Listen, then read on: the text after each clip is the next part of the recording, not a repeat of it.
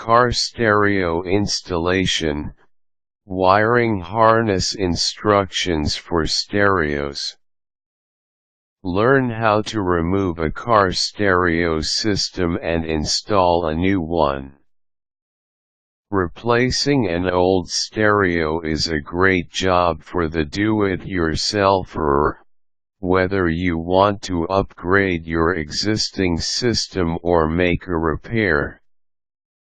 You can save a few dollars on installation fees that many shops charge.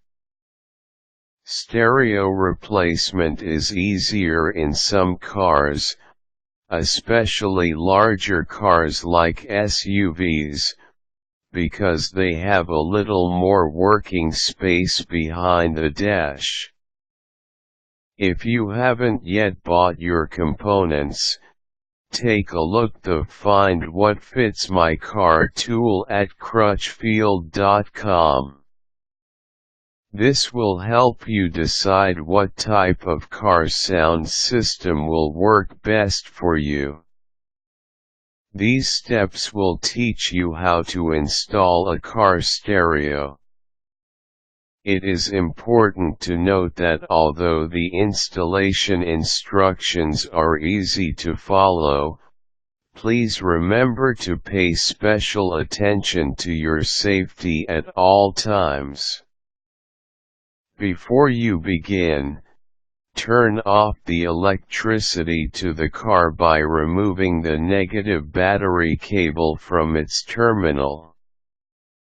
If your factory stereo has an anti-theft device, you'll want to get the code from the unit before disconnecting the battery. Next, you need to know how to remove a car stereo system to get the old one out of your car.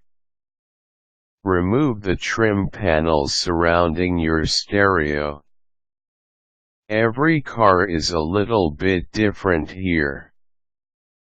You will probably have to remove a few screws as well as a few clips in order to get the trim pieces off. These can be tricky to find as car manufacturers typically try to hide as many of these fasteners as possible. Some cars even have a few screws on the side of the glove box or behind cup holders. Remove the old head unit. This usually requires you to remove the screws holding the stereo to the inside of the dash. After removing the screws, pull the head unit straight out until you can reach the wires connected to the back. Disconnect the power cable, release the wiring harness and unscrew the antenna cable.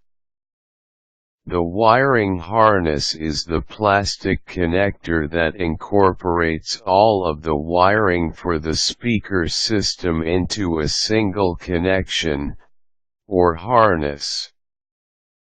The factory stereo came with an adapter that mated with the factory installed harness. Some cars, especially Ford vehicles, have two small holes on each side of the face of the head unit. If your car has this setup, you will need to buy a simple car stereo removal tool from a car parts store in order to remove the radio from its slot. The car end of the wiring harness should have 4 to 8 color-coded wires coming into the back of it. There are 2 wires that go to each speaker, a positive and a negative. Most negatives are indicated with a black stripe. Positives wires are either solid colors or have a white stripe. Your new stereo probably doesn't come with an adapter that fits with the harness inside your dash. You'll need to buy a wiring harness kit from an electronics store. These usually cost about $10 or $15, and they're well worth the money. If you don't buy a wiring harness kit, then you will have to cut the wires to the factory harness. It will still work if you eliminate the harness, but you'll be doing yourself a disservice if you ever decide to change the stereo again at a later date. If you are installing a stereo that is smaller than its predecessor, you will need to purchase an adapter kit to properly adjust the fit of the unit. These usually cost about $12 and are available to adjust the opening for any of the car stereos. Install the new wiring harness. The new wiring harness will have to be connected to your new stereo. To do this, match each color-coded wire to its mate and crimp them together. After you have connected all of the wires to their correct match, the stereo should be ready to install. You are now ready to test your car audio sound. Hold the stereo close enough to the dash to plug each of the connections into the back of the stereo.